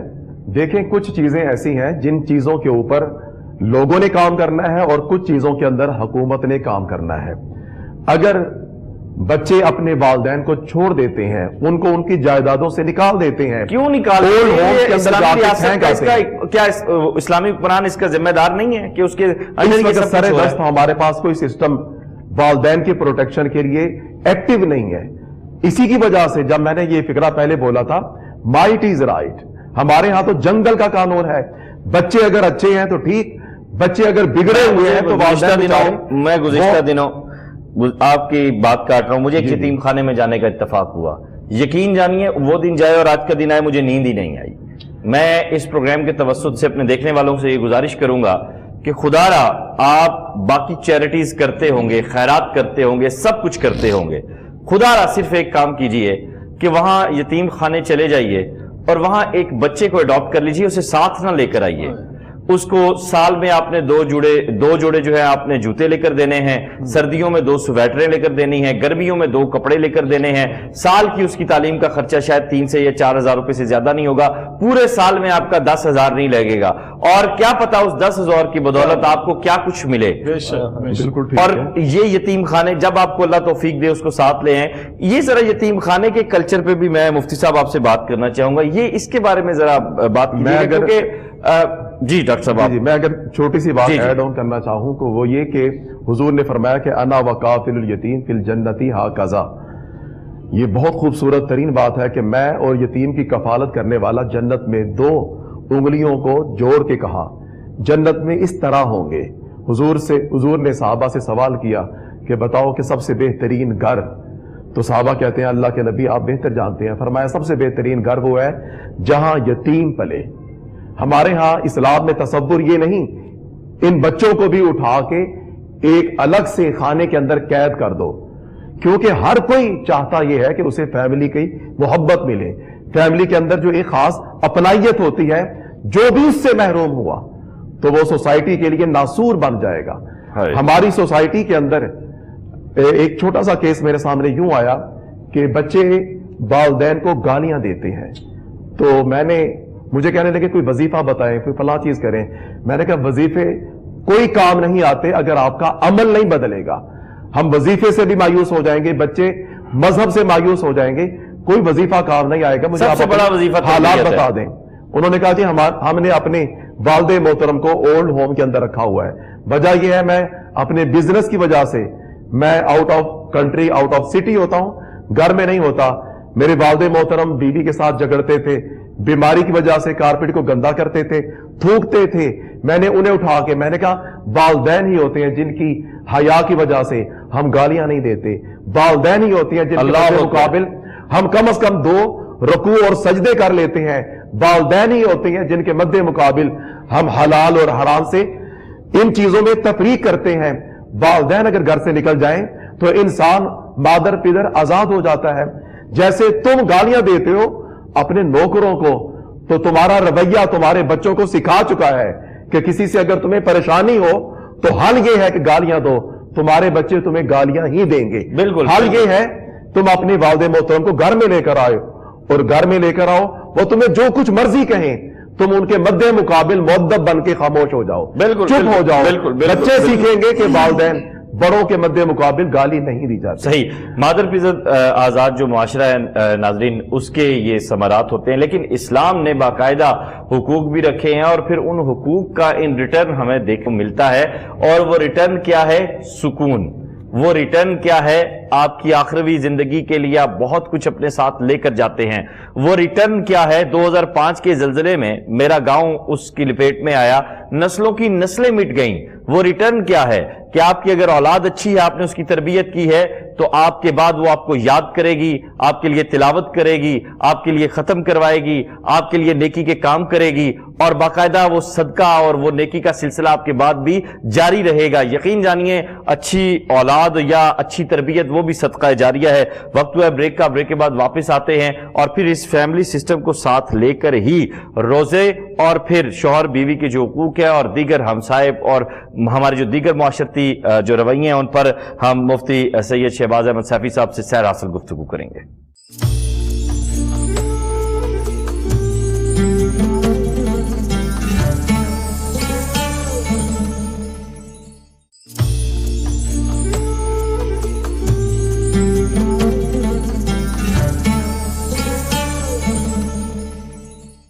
ویلکم بیک ناظرین، اور آج کل ہم دیکھ رہے ہیں کہ طلاقیں بہت ہو رہی ہیں، ناچاکیاں بہت بڑھتی جا رہی ہیں، اور بہت زیادہ ایک نفرت کا ماحول دیکھنے میں آ رہا ہے۔ سفر بچوں کو کرنا پڑتا ہے۔ عموماً جو چائلڈ کورٹس ہیں وہاں جو کیسز ہیں ان کو میں نے اسٹڈی کیا ہے تو زیادہ قصور لڑکی کے ماں باپ کا نکلتا ہے۔ وہ بہت ساری ایکسپیکٹیشنز رکھتے ہیں، اور پھر ان کے داماد سے، اور پھر ان کی خواہش یہ ہوتی ہے کہ ان کی بیٹی جاب کر رہی ہے تو ان کا داماد جو ہے وہ ڈومینیٹ نہ کرے، اور پھر اس پہ مزید خواہش یہ ہوتی ہے کہ جو ان کی بیٹی ہے وہ بیٹے کی طرف پریٹینڈ کرے، اور مطلب اس طرح کی یہ کوئی بخاری صاحب یہ کوئی عجیب و غریب قسم کی خواہشات نہیں پیدا ہونا شروع ہو گئی لڑکی کے ماں باپ کی؟ یقیناً اصل میں جس میں ہم بات کر رہے تھے نا کہ کتاب و سنت کی جو پاکیزہ تعلیمات ہیں وہ سب کے لیے فائدہ مند ہیں، سب کے لیے نفع بخش ہیں، اور اس میں سب کی عزت نفس کو ہمیشہ ملحوظ رکھ کر اللہ اور رسول نے وہ قوانین رسول زندگی ہمیں عطا کیے۔ قرآن مجید فرقان حمید میں اللہ تعالیٰ ارشاد فرماتے ہیں الرجال قوامون علی النساء بما فضل اللہ بعضهم علی بعض وبما انفقوا فالصالحات قانتات، آخر تک کہ مرد جو ہیں ان کو اللہ تعالیٰ نے خواتین کے لیے یا عورتوں کے لیے کیا بنایا؟ قوامون، لباس بنایا نہیں، اس کو ہم کہتے ہیں حکمران بنایا۔ حالانکہ یہ اس کا ترجمہ صحیح نہیں ہے، میں سمجھتا ہوں اس کا معنی صحیح ہے کہ ہم نے ان کا قیم بنایا، امور زندگی چلانے والا، ضروریات زندگی مہیا کرنے والا، اور اس لیے اللہ نے تو آج بیویاں جو ہیں وہ پلے کارڈ اٹھا کے کیوں باہر آ رہی ہیں کہ جناب میرا جسم میری مرضی اور کھانا خود گرم کرو، اور یہ مطلب یہ کیا ہو رہا ہے؟ جی یہی مرض کا وَبِمَا انفقوا کہ مرد نے خرچ کرنا ہے، یہ اس کی ذمہ داری ہے کہ کمائی وہ کر کے لائے، اور نو نفقہ خواتین کا مرد خامد شوہر کے ذمہ اللہ تعالیٰ نے لگا دیا تاکہ نظام زندگی صحیح طور پہ چل سکے۔ اصل معاملہ یہ ہے، اب ساتھ تعریف کی اللہ تعالیٰ نے ان خواتین کی جو اس طرح نہیں کرتی جس کا بھی آپ نے ذکر فرما دیا کہ وہ جناب کار اٹھا کر بازاروں میں آ کھڑی ہو جاتی ہیں اور اس طرح کی باتیں کرتی ہیں جو ایک مسلمان خاتون کو زیب نہیں دیتا۔ میں کہتا ہوں مسلمان تو کیا ہے، میں اشفاق صاحب کا ایک دن سفر نامہ پڑھ رہا تھا، ان کتاب پڑھ رہا تھا، وہ لکھتے ہیں کہ میں کچھ دیر تدریس کے لیے بیرون ملک میں تھا جو عیسائیوں کا ملک تھا۔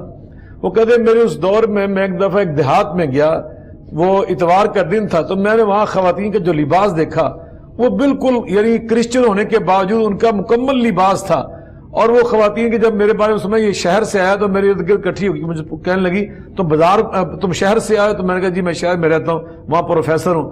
تو انہوں نے مجھ سے کہا کہ ہم نے سنا کہ وہاں پر خواتین جو ہیں وہ اس طرح کا لباس پہنتی کہ جس سے ان کے بازو ننگے ہوتے ہیں۔ تو کہتے ہیں میں نے کہا بالکل آپ نے صحیح سنا۔ تو انہوں نے کانوں کو ہاتھ لگائے، یعنی کرسچن ہونے کے باوجود ان کے اندر عفت و عصمت شرم و حیا کا یہ حال تھا کہ ان کے نزدیک اس کا ننگے بازو کر کے چلنا یا ٹانگیں ننگی کر کے چلنا یہ عیب تھا، عار تھا، اور اس کو عفت و عصمت اور شرم و حیا کے منافی سمجھتی تھی، یعنی کرسچن ہونے کے باوجود۔ یہ جائے کہ ایک مسلمان عورت جس کے بارے میں اللہ تعالیٰ قرآن پاک میں فرما رہا ہے کل للمؤمنین یغضوا من ابصارہم ویحفظوا فروجہم وکل للمؤمنات یغضضن من ابصارہن ویحفظن فروجہن، کہ خواتین جو ہوتی ہیں مسلمان ان کے اندر تو شرم و حیا کا یہ حال ہوتا ہے کہ ان کے چہرے وہ بھی برہنہ نہیں ہوتے، اور ان کی آنکھیں جھکی ہوتی ہیں، ان کی آنکھوں میں حیا اور شرم ہوتی ہے، ان کی زبان میں حیا ہوتی ہے۔ آقا علیہ الصلوۃ والسلام فرماتے ہیں لا ایمان لمن لا حیا لہ، جس کے اندر حیا نہیں رہتی اس کے اندر تو ایمان نہیں رہتا۔ الحیا والایمان قرنا جميعا فاذا رفع احدهما رفع الاخر، ایمان اور حیا تو لازم و ملزوم ہے، ایک نہ رہے دوسرا خود بخود ہی چلا جاتا ہے۔ حضرت ماں سیدہ عائشہ صدیقہ رضی اللہ تعالیٰ عنہ کتنے واقعات بیان کرتی ہیں کہ نبی علیہ الصلوۃ والسلام نے میری دل جوئی کی خاطر نبی ان کے ساتھ دوڑے بھی لگائیں، نبی علیہ الصلوۃ والسلام کی سہیلیوں کے احترام کرتے ہیں۔ ہر خدیجہ الکبریٰ سلام اللہ علیہ دنیا سے تشریف لے جا چکی ہیں، مگر اس کے باوجود ان کی سہیلیاں آ جاتی تھی، رسول اللہ صلی اللہ علیہ وسلم احترام میں کھڑے ہو جاتے تھی۔ ان کی بہن حالہ نبی پاک کے پاس تشریف لائی، حضرت عائشہ فرماتی پتہ چلا کہ حالہ تشریف لائی ہے تو کہا حالہ ہی خدیجہ کا نام لے کر فرمایا اس طرح ذکر خیر کیا ان کا۔ حضرت عائشہ فرماتی مجھے کبھی غیرت نہیں کسی عورت پہ آئی سوائے خدیجہ کا، میں ان کو دیکھا بھی نہیں تھا، لیکن رسول اللہ صلی اللہ علیہ وسلم کا اخلاق بیویوں کے ساتھ سامنے آیا بطور نمونہ رسوا کہ ہم نے اپنے اہل خانہ کے ساتھ اچھے اخلاق کا برتاؤ کرنا ہے۔ یہ ان کو بیویوں کو کمزور سمجھ کے مارنا، ان کو کمزور سمجھ کے نہیں، پس اللہ سے سختی سے منع کی ہے، نہیں باقی ہرگز اجازت نہیں کہ آپ ناجائز کسی کو مارتے پھریں۔ اسی طرح بیویوں کا تو بہت زیادہ احترام کی ضرورت ہے۔ میرے آقا علیہ الصلوۃ والسلام فرماتے ہیں خیر متاع الدنیا، دنیا کا سارا جو خزانہ ہے ایک طرف ہو جائے، سب سے اعلیٰ سب سے بہتر خزانہ یہ المرأۃ الصالحہ، اگر اللہ تمہیں نیک بیوی عطا کر دے تو سمجھو تم نے دنیا کا سب سے بہترین خزانہ پا لیا۔ یقیناً وہ گھر جنت بن جاتا ہے جہاں خامد اور بیوی ایک دوسرے کے احترام کرنے والے ہوں، ایک دوسرے کا احساس کرنے والے ہوں، ایک دوسرے کی خیر خواہی کرنے والے ہوں۔ یقیناً سیدہ فاطمہ الزہرا سلام اللہ علیہ ان کا کردار میں پڑھ رہا تھا، میرے آقا علیہ الصلوۃ والسلام کی بیٹی حضرت عائشہ فرماتی ہے کانت فاطمہ شاکرتن صابرتن قانعتن، فرمایا کہ حضرت فاطمہ اتنی صابرہ تھی، اتنی قانعہ تھی، شکر کرنے والی تھی۔ حضرت سیدنا علی المرضی کرم اللہ وجہہ الکریم نے چونکہ پوری زندگی دین کے لیے وقف کر رکھی تھی تو فرمایا وہ زیادہ ذریعہ معاش کے لیے نہیں جاتے تھے، تو اس لیے گھر میں غربت رہتی تھی، فقر و فاقہ رہتا تھا، مگر حضرت فاطمہ نے کبھی گلہ تک نہیں کیا، کبھی شکوہ تک نہیں کیا۔ اور خود حضرت عائشہ فرماتی ہیں انا کنا لننظر الى الہلال ثم الہلال ثم الہلال فما اوقد فی ابیات رسول اللہ صلی اللہ علیہ وسلم نار، میرے آقا کے گھر میں ایک مہینہ آتا وہ گزر جاتا، دوسرا چاند چڑھ جاتا وہ مہینہ گزر جاتا، تیسرا مہینہ گزر جاتا، آقا کے گھر کے چولہوں میں آگ نہیں جلا کرتے، کھانے نہیں پکتے، کھجوروں پہ گزارا ہوتا تھا، پانی پہ گزارا ہوتا تھا۔ جب نبی پاک صلی اللہ علیہ وسلم کا اسوہ مبارکہ، آپ نے بڑی پیاری بات مفتی صاحب نے بات بڑی خوبصورت کی کہ میرے آقا دنیا میں سب سے زیادہ معزز، کائنات کے سردار، کائنات کے امام शहनशाह कायनात जनाब मोहम्मद मुस्तफ़ा अलैहिस्सलाम, जब आपने हमें ये जिंदगी दिखाई है, आपने हमें ये उसवा पेश किया है, तो हम कौन हैं? क्या हम अपने घरों में इस तरह का माहौल बनाएं? हमें आका को उसवा सामने रखकर लक़द काना लकुम फी रसूलिल्लाहि उस्वतुन हसना लिमन काना यरजुल्लाह वल यौमल आखिर, हमें आका के उसवे को अपनाना चाहिए, अपने घरों में इत्मीनान और सुकून का माहौल पैदा करना चाहिए। बेशक आगे बढ़ते हैं साहिब साहब, जिस तरह खामद को बीवी के साथ कैसे रहना चाहिए, बुखारी साहब ने उस पर बड़ी सैर हासिल गुफ्तगू की है और बड़े डिटेल से बताया है। आप सल्लल्लाहु अलैहि वसल्लम का रवैया भी अपनी अज़वाज मुतहरात पाक बीवियों से जो था उसका भी तज़किरा किया। दूसरे एंगल से अगर हम आए तो बीवी को खामद के साथ कैसे रहना चाहिए? बिस्मिल्लाहिर्रहमानिर्रहीम। नबी करीम सल्लल्लाहु अलैहि वसल्लम की तालीमात आफाकी हैं, क़यामत तक के लिए हैं, और नबी करीम सल्लल्लाहु अलैहि वसल्लम ने हर शोबे ज़िंदगी में हमारी बेहतरीन रहनुमाई फरमा दी है। सरकार दो आलम की जो अज़वाज मुतहरात हैं, उम्महातुल मोमिनीन हैं, उनकी ज़िंदगी हमारी माँ बहनों के लिए बेहतरीन नमूना है।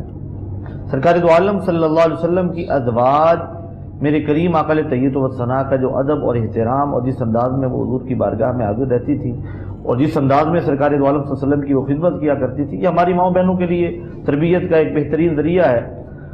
अब बीवी के हुकूक तो बीवियां मांगती हैं, लेकिन शौहर के भी तो हुकूक हैं। सबसे पहला हक ये है कि अपने शौहर के माल की मुहाफ़िज़ा हो, अपने शौहर की इज्जत और नामूस की मुहाफ़िज़ा हो, अपने शौहर के हुक्म को मानने वाली हो। शौहर अगर मना करे कि फलां शख्स घर में ना आए तो वो शख्स ना आए, अगरचे वो अजीज ही क्यों ना हो सिवाय वालिदैन के या भाइयों के। अब जरा तवज्जो फरमाइएगा, होता हमारे यहाँ क्या है। सरकार दो आलम सल्लल्लाहु अलैहि वसल्लम की एक ज़ौजा थी और उनके वालिद आ गए, उन्होंने भी इस्लाम कबूल नहीं किया था, और मेरे करीम आका तय्यब व सना की ज़ौजा उम्मुल मोमिनीन अपने वालिद को कह रही हैं। वो आए और नबी करीम सल्लल्लाहु अलैहि वसल्लम के बिस्तर पर बैठ गए जहाँ हुजूर आराम फरमाते थे। उन्होंने फरमाया खड़े हो जाओ यहाँ से। उन्होंने कहा मैं तेरा वालिद हूँ, इतने से बाद तुझे मिलने आया हूँ। कहा तुम खड़े हो जाओ, तुम मुशरिक हो और मुशरिक नजस हैं, और मेरे करीम आका तय्यब व सना के पाक बिस्तर पे तुम नहीं बैठ सकते। और ये तरबियत है उन खवातीन के लिए जो अपने, जो बात आप फरमा रहे थे ना कि अपने मैके के कहने पर और अपने वालिदैन के कहने पर अपने शौहर के मेहमानों की बेतौकीरी करना और उनकी अपने शौहर के वालिदैन की, वो भी तो वालिदैन है, उस खातून की भी तो वालिदैन है, वालिदैन की जगह पर है, तो उनकी बेतौकीरी करना, यकीनन वो औरत अपना जो है ना वो ईंधन जहन्नम का ईंधन खुद को बना रही है। और ये बात बड़ी गौर तलब है, वो ये है कि सरकार दो आलम सल्लल्लाहु अलैहि वसल्लम ने फरमाया कि जिस औरत से उसका शौहर खफा हो, नाराज हो और इस हालत में वो रात गुजारे, तो सरकार दो आलम सल्लल्लाहु अलैहि वसल्लम ने फरमाया कि हूरे ऐन उसकी तरफ झांक कर कहती है कि कातलकिल्लाह, अल्लाह तुझे मारे, ये अनकरीब हमारे पास आने वाला है। तो ये देखे कि जब वो औरत अपने शौहर को नाराज करती है तो ज़ाहिर उसने नाफरमानी की है, उसकी बात को नहीं माना, तो सारी रात अल्लाह के फरिश्ते उस औरत पर लानत फरमाते हैं। तो जब औरत पे लानत हो रही है तो घर में बरकत। इस सब से बचाना किसने है? माँ ने, उस लड़की की माँ ने। जो फुकदान है ना वकास अली साहब, वो तरबियत का फुकदान है। हमारे यहाँ तरबियत नहीं की जाती, बच्चियों की तरबियत नहीं की जाती है, बच्चों की तरबियत पहले जो है ना वो ब्रेक से पहले हम बात कर रहे हैं। इसका सबब लालच तो नहीं है? तमाम चीज़ें, हर चीज़ अपनी अपनी जगह पर अपना किरदार अदा कर रही है। कहीं लालच है, कहीं तरबियत का फुकदान है, कहीं पे जो हमारे जो है ना मुआशरती जो बात काट रहा हूँ, मुझे याद पड़ता है, ज्यादा नहीं, माजी करीब में, आज से 15 साल कबल ये देखा जाता था, हमारे खानदान में भी यही था कि लड़का पढ़ा लिखा है, नौकरी उसकी शुरू हो गई है और खुशशक्ल है, शरीफ है, सादगी के साथ शादी कर दी गई। आज मैं देख रहा हूं कि 40-40 साल उम्रें हो गई हैं लड़कों की भी और लड़कियों की भी, और शादियां नहीं हो रही। क्या वजह है?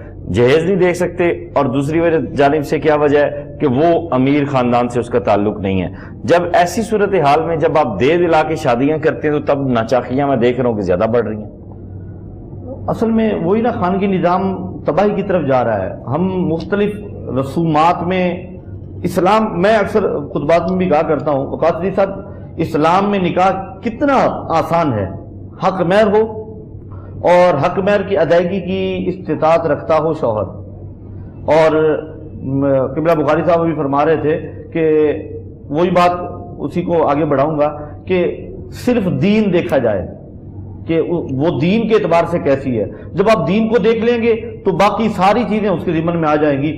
حسین ہو, خوبصورت ہو, بد اخلاق آپ کون دیکھتا ہے؟ بس اسی وجہ سے ہم ذریعے یہ پریورٹی مجھے بتائیں پاکستان کے کس حصے میں وہاں جانا چاہوں گا. بس یہی معاملہ ہے کہ آج ہمارے ہاں صرف یا حسن و جمال دیکھا جاتا ہے یا مال و دولت دیکھی جاتی ہے, اور دیکھا یہ جاتا ہے کہ یہ بچی اگر آئے گی تو جہیز کتنا لائے گی, اگر یہاں پہ ہم شادی کر لیں تو بچی کو جائیداد کتنی ملے گی, اسے زمین کتنی ملے گی, کاروبار ان کے والدین کا کتنا ہے. جب دونوں طرف سے لالچ, اور ان کے ہاں لالچ یہ ہے بچہ اچھی نوکری کرتا ہو, بچہ جو ہے نا ویل سیٹلڈ ہو, تو ظاہر پھر جو ہے نا وہ خانگی نظام تو تباہ ہو جائے گا. کیا ہمارا بلیو اس چیز سے اٹھ چکا ہے کہ مال جو ہے وہ عورت کے نصیب میں ہے اور اولاد مرد کے نصیب میں؟ جی بالکل ایسا ہی ہے. آج ہم نا ظاہر کو دیکھتے ہیں اور ظاہری مال و دولت کی طرف توجہ کرتے ہیں. حضور کی بارگاہ میں ایک شخص آیا, عرض کیا رسول اللہ تنگ دست ہوں, میرے حضور نے فرمایا نکاح کر لو. نکاح کر لیا. حضور تنگ دستی ہے, فرمایا نکاح کر لو. اب اس نے آگے سے یہ نہیں کہا حضور پہلے بھی نکاح کیا تھا, تنگ دستی ویسی رہی. جا کے اس نے نکاح کر لیا. پھر واپس آیا, حضور تنگ دستی ہے, میرے حضور نے فرمایا نکاح کر لو. اب 3 نکاح ہو گئے. عرض کی آقا تنگ دستی ہوں, حضور نے فرمایا نکاح کر لو. اب جب چوتھی مرتبہ وہ نکاح کرتے ہیں تو مال کی ریل پیل ہو جاتی ہے, دولت کی فراوانی ہو جاتی ہے, گھر میں سکون آ جاتا ہے. تو حضرت مکرم یہ بات ذہن نشین ہمیں رکھنی چاہیے کہ رزق اللہ نے عطا فرمانا ہے. ہم جن چیزوں پر توجہ رکھتے ہیں وہاں سے رزق ملنے والا نہیں ہے. رزق میرے اللہ نے, اور قرآن پاک میں اللہ رب العزت نے وعدہ فرمایا ہے, فرمایا اللہ رب العزت تمہیں ایسی جگہ سے رزق عطا فرمائے گا جہاں سے تمہارا گمان بھی نہیں ہے, جہاں سے تمہارے وہاں و گمان میں بھی نہیں ہوگا, وہاں سے تمہیں اللہ رب العزت رزق عطا فرما دے گا. اور پھر جو سب سے بڑی بات ہے حقوق العباد پہ جب ہم بات کرتے ہیں تو ہمارا خانگی نظام تو اپنی جگہ پر ہے. جو ہم گھر میں جب ٹھیک نہیں ہے تو ہمسایوں کے ساتھ کیسے ہوں گے, پڑوسیوں کے ساتھ کیسے ہوں گے. سرکار دو عالم سے فرماتے ہیں کہ حضرت ابن عمر اور سیدہ عائشہ صدیقہ راوی ہیں, قال رسول اللہ صلی اللہ علیہ وسلم ما زال جبریل یوصینی بالجار حتی ظننت انه سیورثه, متفق علیہ. فرماتے ہیں کہ حضور صلی اللہ علیہ وسلم ارشاد فرماتے ہیں کہ جبریل آئے اور مجھے پڑوسی کے بارے میں وصیت کرتے رہے, مجھے گمان ہونے لگا کہ کہیں وراثت میں اقدار نہ بنا دیں. تو جب پڑوسی کے ساتھ رہنے, جس کا گھر ساتھ ہے اس کے اتنے حقوق ہیں, تو ایک چھت کے نیچے جنہوں نے رہنا ہے ان کے ایک دوسرے کے اتنے حقوق ہوں گے, اور کس انداز میں انہوں نے رہنا ہے. اور دیکھیں ہماری معاشرتی اقدار بھی گراوٹ کا شکار ہو گئی ہیں. نبی کریم صلی اللہ علیہ وسلم کی تعلیمات کیا تھی؟ حضرت ابو ذر رضی اللہ تعالیٰ عنہ راوی ہیں, قال رسول اللہ یا ابا ذر اذا طبخت مرقۃ فاکثر مائها وتعاهد جیرانک. فرمایا جب تم گھر میں کوئی سالن بناؤ نا اور گوشت پکاؤ تو فرمایا شوربہ ذرا بڑھا لیا کرو. اور میرے کریم آقا فرماتے ہیں کہ اس سے اپنے پڑوسی کا خیال کر لیا صحیح اور اپنی گھر کے سالن کی خوشبو سے پڑوسی کو تکلیف نہ پہنچاؤ. تو جو اسلام اتنا خوبصورت دین ہے کہ جو پڑوسیوں کو صرف کھانے کی خوشبو سے تکلیف پہنچانے سے منع کر رہا ہے, تو وہ ایک چھت کے نیچے رہنے والوں کو ایک دوسرے کے ساتھ کس انداز میں رہنے کا مطالبہ کرتا ہے. بالکل درست بات آپ نے کی ہے. پروفیسر ناصر قیوم صاحب, اب چونکہ پروگرام اختتام کی جانب بڑھ رہا ہے, کافی ساری چیزیں پھر بھی رہتی ہیں, ہم آئندہ پروگرامز میں بھی ڈسکس کرتے رہیں گے انشاءاللہ تعالی. اب ہمیں سب سے زیادہ جس چیز کا جو سامنا کرنا پڑتا ہے رمضان کریم میں, وہ ایک دکاندار اور گاہک کا تعلق ہے. اس میں گراں فروشی بھی آ جاتی ہے, اس میں قسمیں بھی آ جاتی ہیں. مال کو روزے کی حالت میں بیچنے کے لیے کوئی بھی قسم, یعنی میں روزے سے ہوں, میں جھوٹ نہیں بول رہا, یہ 1 نمبر مال ہے. تو تاجروں کے کیا حقوق ہیں, ذرا اس پہ روشنی ڈالیے. جی تاجروں کے حقوق بھی ہیں اور ان کے فرائض بھی ہیں. ان کے فرائض تو یہ ہیں کہ جو جائز منافع ہے وہ ضرور حاصل کریں, حلال کمائیں. نبی اکرم صلی اللہ علیہ وسلم نے وہ تاجر جو کہ سچا ہے, سچ بولنے والا ہے, تجارت کے اندر حلال جو ہے وہ کماتا ہے, ان کا انجام جو ہوگا وہ صدیقین کے ساتھ اور شہداء کے ساتھ فرمایا. اور قرآن کریم کہتا ہے کہ رجال اللہ تلہیہم تجارت ولا بیع عن ذکر اللہ. جو لوگ مرد ہیں, جو اللہ والے ہیں, وہ اگر تجارت کرتے ہیں, جب مال سامنے آتا ہے تو ایمان جو ہے وہ اب کبھی ہاتھ میں رہتا ہے, کبھی ہاتھ سے گر جاتا ہے. کبھی کبھار انسان کا ایمان مال اور دولت اور پیسہ ہو جاتا ہے. ہم تو یہ بھی نہیں دیکھتے کہ سامنے والا اس کی پرچیزنگ پاور کیسی ہے. اگر بیچارہ کوئی غریب آدمی آ گیا, ہم اس آدمی کو بھی اسی طرح ذبح کرنا چاہتے ہیں. انسانیت دم توڑ دیتی ہے. روزے کی حالت میں کیا مال بیچنے کے لیے قسم کھانا جائز ہے؟ जी जी, हुजूर ने फरमाया कसम खाने से माल बिक तो जाएगा मगर उसके अंदर से बरकत उठा ली जाएगी। बरकत क्या होती हैं कि वही माल जो आपके घर में आप अपने बच्चों के लिए रिस्क बनाकर लेकर चले गए, आपके बच्चे ने वो रिस्क खाया मगर वो बच्चा फिर आपका नहीं रहा, फिर वो बच्चा आपका मुअद्दब नहीं, आपको इज्जत नहीं देगा, आपका फरमाबरदार नहीं रहेगा। जब आपने माल के अंदर मिलावट की तो आपके बच्चे के अंदर उसके वालिदैन की जो असरात हकूक आएंगे। की हम बात कर रहे थे उसमें एक वजह ये भी हो सकती जी, हमारे यहाँ तसव्वुर तो बदकिस्मती से ये है कि इस माह मुकद्दस के अंदर कुछ दुनिया मैंने देखी है कि दुनिया ईसाइयत के अंदर जिनको हम तकरीबन हमारे यहाँ अमूमन गाली दे दी जाती है, हमारे यहाँ तो सारा साल ताजिर वेट करते हैं जो जुल्म हमने किसी महीने में नहीं किया वो भी हमने इस माह मुकद्दस में करना है। और बाहर मुल्कों के अंदर 30%, 25%, 50% हर मार्केट्स के अंदर मुसलमानों के लिए एक पोर्शन बना दिया जाता है। यूरोपियन कंट्रीज के अंदर मुसलमानों के लिए बाकायदा तौर पर पोर्शन बना दिया जाता है। अगर वाकई आप मुस्लिम हो, आपके मुकद्दस महीने के एहतराम में हमने आपके लिए यहां पर फला फला चीजों की कीमत कम कर दी है।